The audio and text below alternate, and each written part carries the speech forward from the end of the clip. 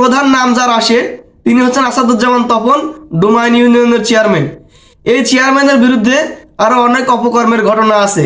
এই চেয়ারম্যান যদিও বাংলাদেশ আওয়ামী লীগের সদস্য, কিন্তু তিনি আওয়ামী লীগেরও কমান্ড মানেন না।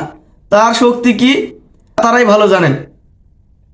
তো যাই হোক, এই তপন কি করেছে ঘটনাটা শুনুন।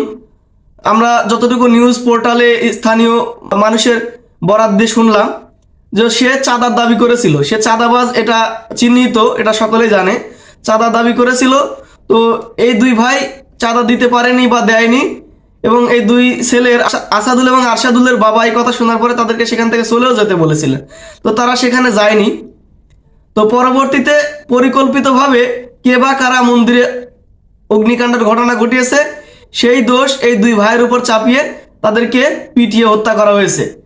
তো ফরিদপুরের যে ডিসি সাহেব আছেন তিনিও এই কথাই বলেছেন।